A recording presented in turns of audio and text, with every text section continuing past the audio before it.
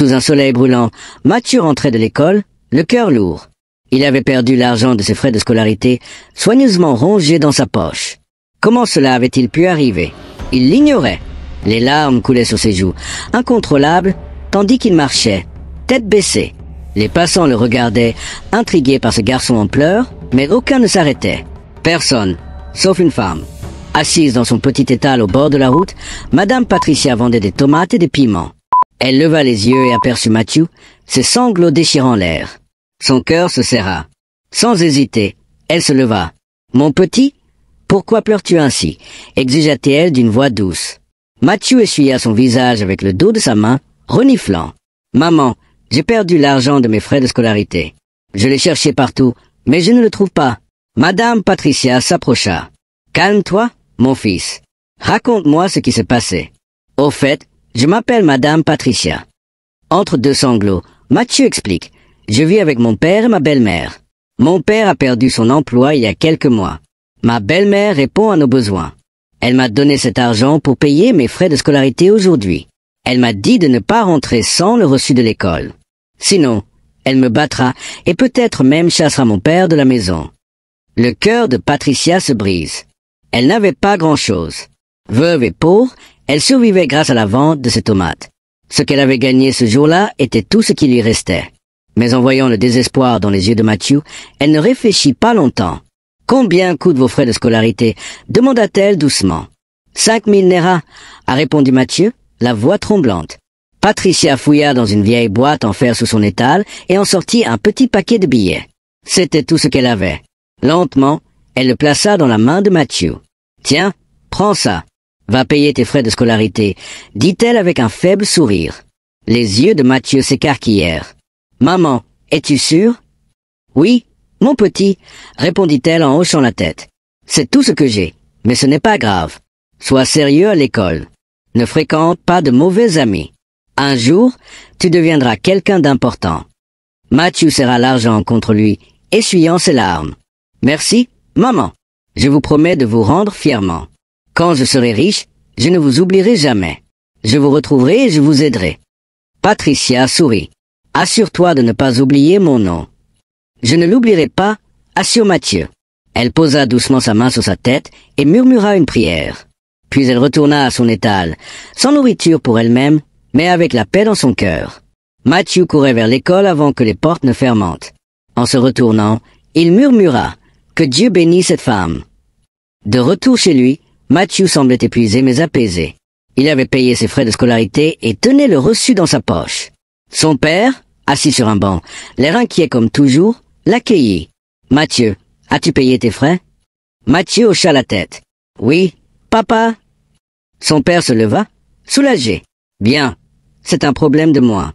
Montre-moi le reçu. » Mathieu le lui tendit, puis baissa les yeux. « Papa, je dois te dire quelque chose. » Son père fronça les sourcils. « Quoi donc ?» Mathieu déglutit. « J'ai perdu l'argent en chemin aujourd'hui. » Le visage de son père changea instantanément. « Quoi? Tu as fait quoi? »« Je l'ai perdu. Papa, je ne sais pas comment. Je l'avais mis dans ma poche, j'ai cherché partout, j'ai pleuré, » expliqua Mathieu précipitamment. La voix de son père s'élève. « Mathieu, comment as-tu pu être aussi négligent? Sais-tu ce que cet argent représente pour cette maison? Ta belle-mère va encore nous affamer. Elle m'a prévenu. Elle dira que je suis inutile. Elle pourrait même nous chasser. » Les yeux de Mathieu se remplissent de larmes. « Je suis désolé. Papa, je ne voulais pas. J'avais tellement peur, j'ai même pensé à ne pas rentrer. » Son père se détourna, respirant lourdement. « Mais quelqu'un m'a aidé, » a ajouté Mathieu doucement. Son père se retourne. « Qui ?» Mathieu sourit à travers ses larmes. « Une femme. Elle vend des tomates au bord de la route. Elle m'a vu plairer et m'a demandé ce qui n'allait pas.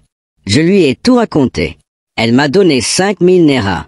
Elle a dit que c'était son dernier argent, mais que ça ne la dérangeait pas. Elle m'a dit d'être sérieuse à l'école et de ne pas fréquenter de mauvais amis. » Son père cligna des yeux, confus. « Attends, elle t'a donné de l'argent, comme ça ?» Mathieu hocha la tête. « Oui, elle était gentille. Elle s'appelle Madame Patricia. » Un silence s'installe. Puis son père s'assit lentement. « Que Dieu bénisse cette femme, » murmura-t-il. « Une étrangère a aidé mon fils alors que nous n'avions rien. » Mathieu, Nous devons aller la remercier. Ce genre de bonté est rare. Mathieu sourit. Oui, papa, je veux la remercier aussi. Je lui ai promis de ne jamais l'oublier. Quand je serai riche, je la retrouverai et je l'aiderai. Son père posa une main sur son dos. Et je te crois, mon fils. Dieu t'aidera. Mais pendant que Mathieu et son père planifiaient de rendre visite à Madame Patricia, un drame se déroulait de son côté. Ce matin-là, Patricia était assise dans son étal, avec seulement quelques paniers de tomates. Les affaires étaient lentes, son estomac vide, mais son cœur restait apaisé par l'aide qu'elle avait apportée à Mathieu la veille. Soudain, des cris retentirent. Des camions et des hommes en uniforme approchaient. L'un d'eux, muni d'un mégaphone, hurla « Tous les étals doivent être démolis. C'est une propriété gouvernementale. Vous avez été prévenus. » Avant qu'elle ne puisse ramasser ses affaires, ils commencèrent à détruire son étal. Ses tomates roulèrent sur le sol, son vieux parapluie fut jeté. Elle les supplia « Attendez, laissez-moi récupérer mes marchandises. » Mais personne n'écouta. En quelques minutes, son étal était réduit en morceaux. Patricia reste là, pleurant, locataire d'un petit panier de tomates sauvé de justesse. « Où vais-je vendre maintenant ?» murmura-t-elle. « Comment vais-je nourrir ma fille ?» Les autres vendeuses pleuraient aussi, mais les camions passèrent à la rue suivante. Patricia marche lentement vers chez elle, ses chaussons couverts de poussière, le cœur lourd. En tournant au coin de sa maison, elle s'arrête net. Sa fille, Agatha, était dehors, en larmes, leurs quelques affaires jetées devant la porte. Le propriétaire, un homme corpulent, se tenait là, un sourire cruel aux lèvres. « Madame Patricia, je vous avais prévenu. Vous n'avez pas payé le loyer depuis 1 an. Vous et votre fille devez partir. » Patricia laissa tomber son panier et courut vers Agatha. « Ma chérie, tu vas bien ?»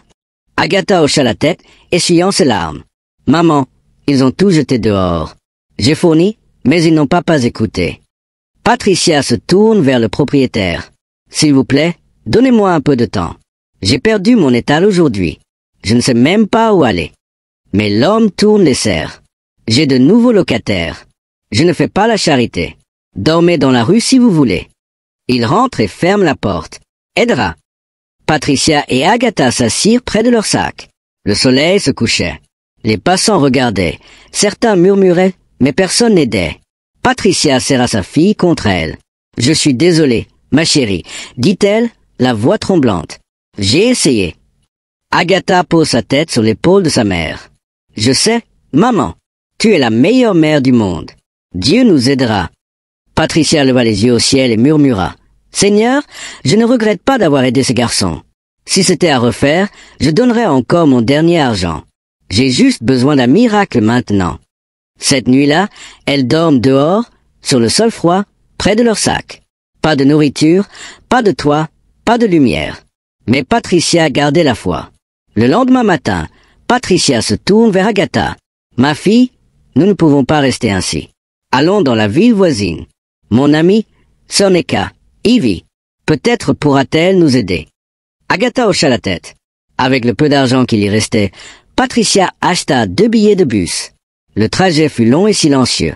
À leur arrivée, elles marchèrent jusqu'à la maison de Sorneka. Patricia frappa doucement à la porte, priant pour que son amie soit là. La porte s'ouvre, et Neka, surprise, s'exclama. « Patricia, pourquoi as-tu l'air si épuisée ?» Les larmes coulèrent sur les joues de Patricia. « Sœur, nous avons tout perdu. Les autorités ont démoli mon étal hier, et le propriétaire nous a expulsés. Nous avons dormi dehors. » Neka ouvre grand la porte. « Entrez, vite !» Elle leur donna de l'eau et les fit asseoir. Puis elle serra la tête, stupéfaite. « Patricia, tu as de la chance.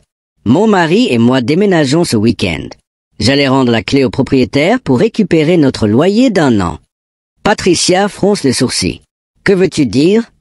Neka sourit. « La maison est payée pour 1 an. Tu peux y rester.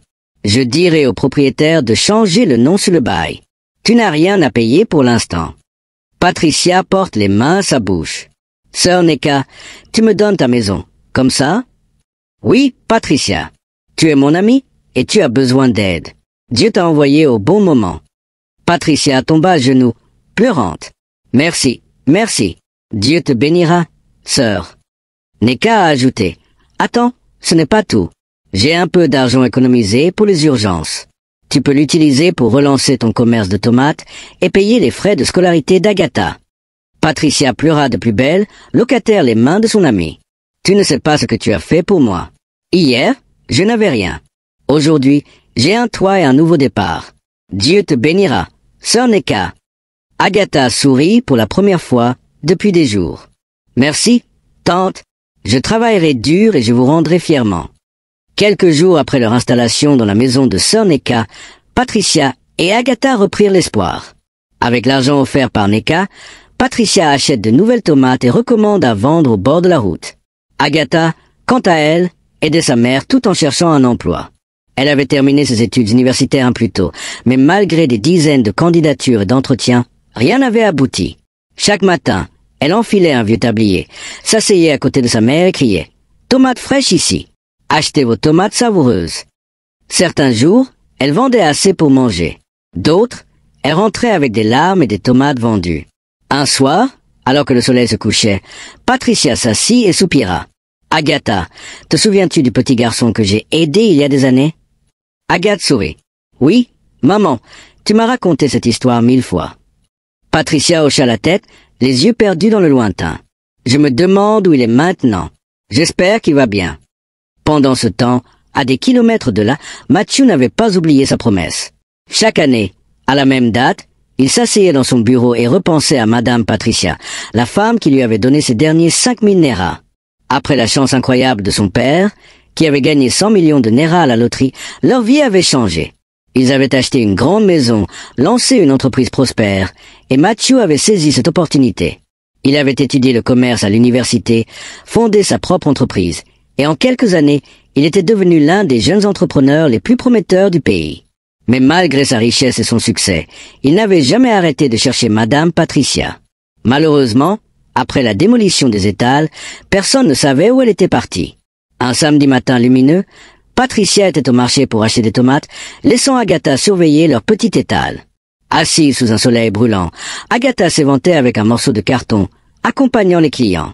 Soudain, une voiture noire s'arrête à quelques pas. Un homme grand et élégant sortit. Il portait un costume impeccable, mais son sourire était chaleureux. Il s'approche et dit poliment « Bonjour, mademoiselle. »« Bonjour, monsieur, » répondit Agatha avec un sourire. « Vous voulez des tomates ?»« Oui, » dit-il. « Je viens d'assister au mariage de la fille d'un ami dans le coin. Je veux acheter des tomates pour cuisiner un ragoût en rentrant. » Agatha sélectionna les meilleures tomates et les mit dans un sac. Quelqu'un a choisi la poussa à poser une question audacieuse. « Monsieur, pardonnez-moi si je suis indiscrète, mais pourquoi un homme comme vous cuisine-t-il lui-même? Vous n'avez pas de femme ou d'enfant? » L'homme rit doucement. « Pas de souci, c'est une bonne question. Non, je n'ai pas de femme. Mon fils unique est souvent à l'étranger pour affaires, alors je vis seul. J'avais une cuisinière, mais elle a été déplacée récemment. Maintenant, je cuisine moi-même. » Agatha hocha la tête. « Je comprends, monsieur. » Il continue, pensif. « Je cherche quelqu'un qui non seulement cuisine bien, mais qui est aussi honnête et digne de confiance. Je suis fatigué des plats de restaurant. » Il sourit et tendit la main. « Au fait, je m'appelle monsieur Benson. Je suis un homme d'affaires. » Agatha serra sa principale. « Enchanté, monsieur.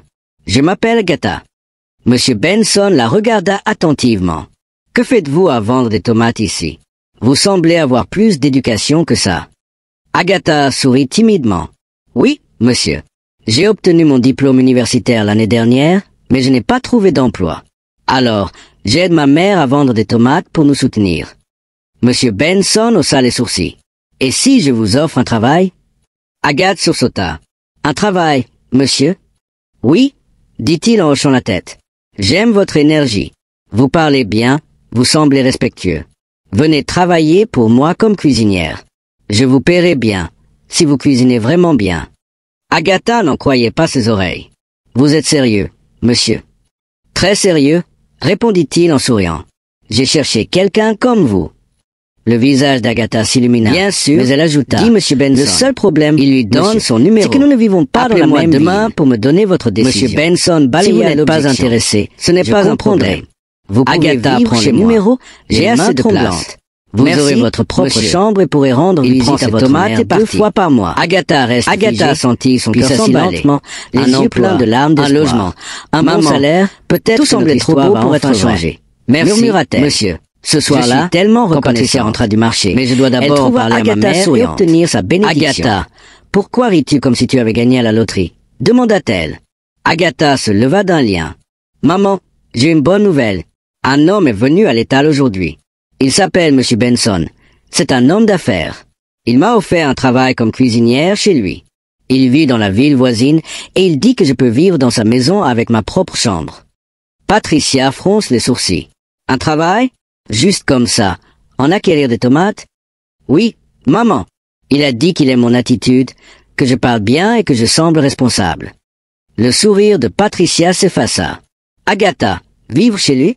Tu ne sais pas que le monde est dangereux? Et s'il était mal intentionné? Je ne fais pas confiance à ses richesses. Agatha tente de la rassurer. Maman, il ne m'a pas forcé. Il m'a donné son numéro et m'a dit de l'appeler si je suis intéressé. Il n'a même pas pris mon numéro. Patricia soupira. Agatha, tu es tout ce que j'ai. S'il t'arrive quelque chose, je suis fini. Agatha posa sa main sur celle de sa mère. Maman, je serai prudente. Je poserai des questions dans son quartier. S'il y a quoi que ce soit de suspect, je n'irai pas. Après un long silence, Patricia murmura. D'accord, ma fille. Si ton cœur est en paix, vas-y, mais sois très prudent. Agatha sourit et serre sa mère dans ses bras. Merci, maman. Je vais appeler Monsieur Benson. Le lendemain, Agatha compose le numéro, le cœur battant. Bonjour, monsieur. C'est Agatha. J'ai parlé à ma mère et elle est d'accord. Merveilleux, répondit Monsieur Benson. Je t'envoie les indications. Prends un bus jusqu'à mon quartier. Quelqu'un t'attendra. Agatha prépare un petit sac, embrassa sa mère et partit. À son arrivée, un homme l'accueillit et la conduit dans un quartier magnifique. La maison de Monsieur Benson était somptueuse, entourée de fleurs d'une grille blanche éclatante. Monsieur Benson l'accueillit chaleureusement. Bienvenue, Agathe. Voici ta nouvelle maison. Il lui montre une chambre propre avec un lit, une armoire et un miroir. La cuisine est au bout du couloir. Sois toi-même et cuisine bien, dit-il en riant. Agatha a commencé à travailler le jour même. Elle nettoya la cuisine, prépara du riz jollof et du poisson frit, et bientôt, la maison embaumait ses plats. Monsieur Benson souriait à chaque bouchée, disant « C'est la meilleure chose qui me soit arrivée depuis le départ de ma cuisinière. » 2 semaines plus tard, un événement inattendu bouleversa tout.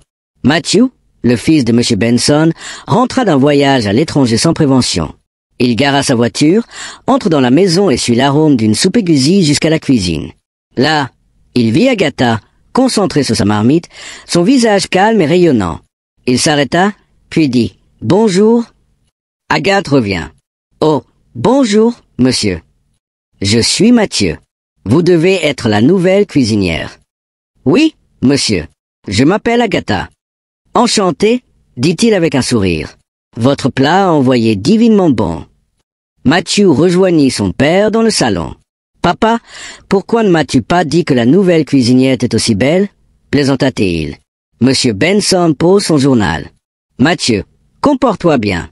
Elle est ici pour travailler, pas pour être courtisée. » Mathieu rit. « Je plaisante, papa, mais elle a quelque chose de spécial. » Les jours passèrent, et Mathieu trouva toujours une excuse pour aller à la cuisine.